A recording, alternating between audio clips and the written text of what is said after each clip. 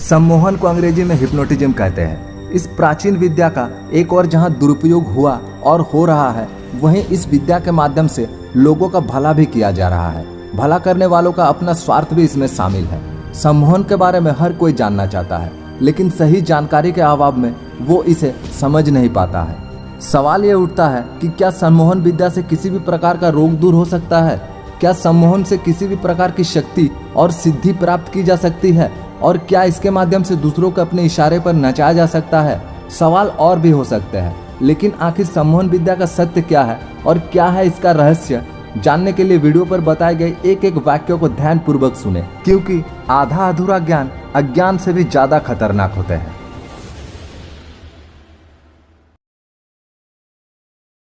सम्मोहन यानी हिप्नोटिज्म का रहस्य।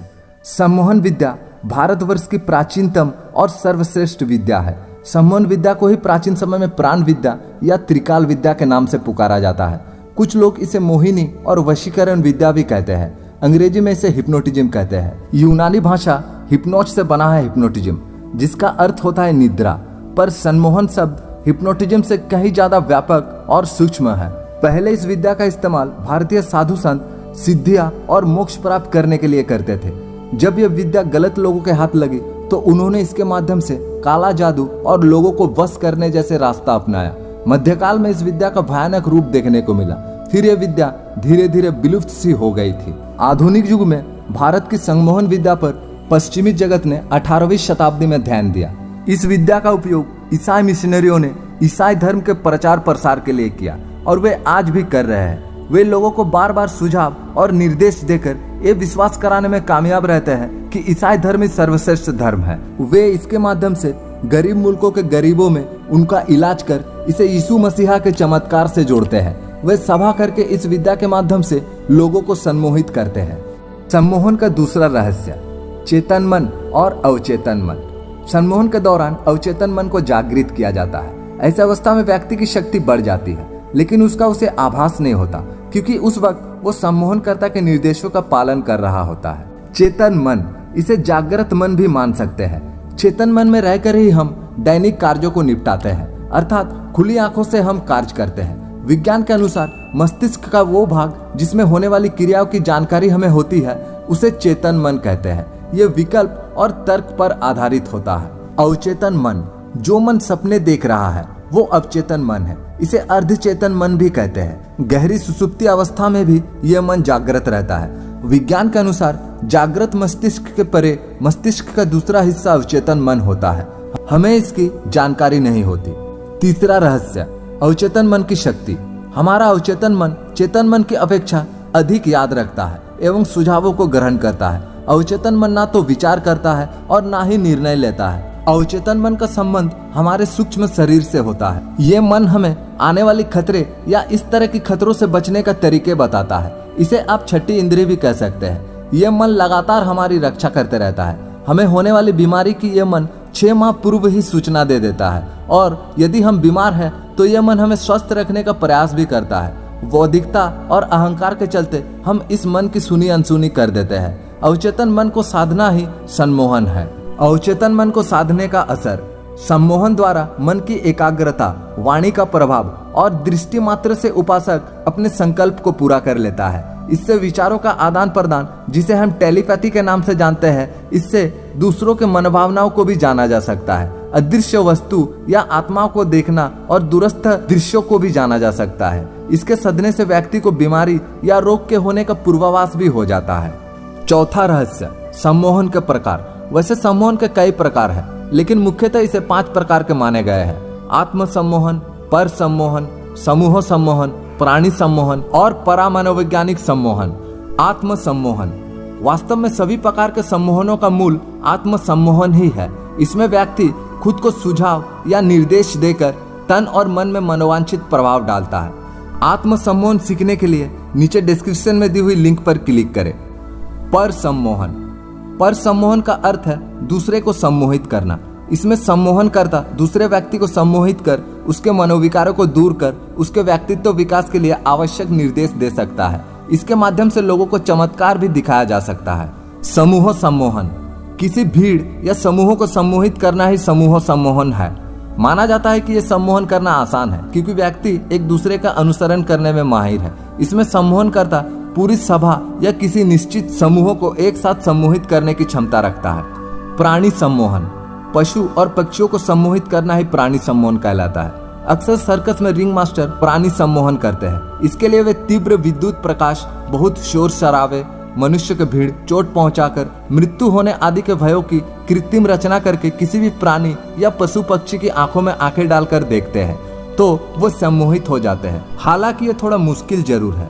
परामनोवैज्ञानिक सम्मोहन, परामनोवैज्ञानिक का विषय बहुत ही विस्तृत है, लेकिन इसकी शुरुआत सम्मोहन से ही होती है। इसके अंतर्गत किसी दूर बैठे व्यक्ति या समूह को सम्मोहित करना, अपने पूर्व जन्म के बारे में जानकारी पाना, सम्मोहित अवस्था में किसी की खोई हुई वस्तु का पता लगाना, आत्माओं से संपर्क करना, भूत भविष्य और वर्तमान में होने वाली घटनाओं को जान लेना आदि कार्य शामिल है। इसमें व्यक्ति सम्मोहन की गहरी अवस्था में जाकर पूर्णतः ईथर माध्यम से जुड़ जाता है। ये अवस्था किसी योगी या सिद्ध पुरुष से कम नहीं होती।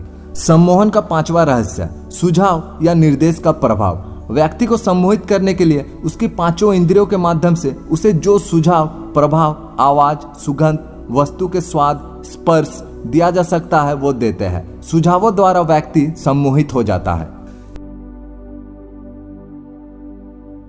हिंदू धर्म में एक कहावत है, करत करत अभ्यास के जड़मती हो तो सुजान, रसरी आवत जात है सिल पर पड़त निशान। अर्थात बार बार प्रयास करने से बुद्धिहीन मस्तिष्क भी काम करने लगता है। सम्मोहन में यही किया जाता है। विशेष सुझाव और निर्देश को बार बार दोहराया जाता है। इस दोहराव से ही व्यक्ति अपने अवचेतन मन में चला जाता है और फिर वो उन सुझावों को सत्य मानने लगता है। सम्मोहन का छठा रहस्य, ये सम्मोहन व्यक्ति के मन की वो अवस्था है जिसमें उसका चेतन मन धीरे धीरे निद्रा की अवस्था में चला जाता है और अर्धचेतन मन सम्मोहन की प्रक्रिया द्वारा निर्धारित कर दिया जाता है। दुनिया के प्रत्येक धर्म के व्यक्ति को बचपन से ही बार बार दिए जाने वाले सुझाव और निर्देश द्वारा ही नियमों का पालन करने के लिए मजबूर करता है। धर्म इसके लिए ईश्वर का भय और लालच का सहारा लेता है। सातवां रहस्य, सम्मोहन करने से पूर्व सम्मोहन सीखना होगा। सम्मोहन सीखने के लिए आत्म सम्मोहन को करना होगा। आत्म सम्मोहन को करने के लिए अवचेतन मन को समझाना होगा और इसे शक्तिशाली बनाना होगा। आठवां रहस्य, कैसे साधे इस मन को। पहला तरीका, वैसे इस मन को साधने के बहुत से तरीके या विधियां हैं, लेकिन सीधा रास्ता है कि प्राणायाम से सीधे प्रत्याहार और प्रत्याहार से धारणा को साधे। जब आपका मन स्थिर चित्त हो, एक ही दिशा में गमन करे और इसका अभ्यास गहराने लगे, तब आप अपनी इंद्रियों में ऐसी शक्ति अनुभव करने लगेंगे जिसको आम इंसान अनुभव नहीं कर सकता। इसको साधने के लिए त्राटक भी कर सकते हैं। त्राटक भी कई प्रकार से किया जाता है। ध्यान, प्राणायाम और नेत्र त्राटक द्वारा आत्म सम्मान की शक्ति को जगाया जा सकता है।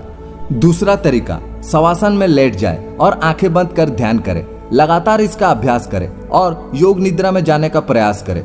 योग निद्रा अर्थात शरीर और चेतन मन इस अवस्था में सो जाता है, लेकिन अवचेतन मन जागृत रहता है। समझाने के लिए कहना होगा कि शरीर और मन सो जाता है, लेकिन आप जागे रहते हैं। इस जागृत अवस्था जब गहराने लगती है तो आप ईथर माध्यम से जुड़ जाते हैं और फिर खुद को निर्देश देकर कुछ भी करने की क्षमता रखते हैं। अन्य तरीके, इस विषय में मेरा कुछ खास अनुभव नहीं है। कुछ लोग अंगूठे को आंखों के सीध में रखकर, तो कुछ लोग घड़ी के पेंडुलम को हिलाते हुए, कुछ लोग लाल बल्ब को एकटक देखते हुए और कुछ लोग मोमबत्ती को एकटक देखते हुए भी उक्त साधना को करते हैं, लेकिन ये कितना सही है ये हम नहीं जानते। नौवां रहस्य, सम्मोहन से खतरा।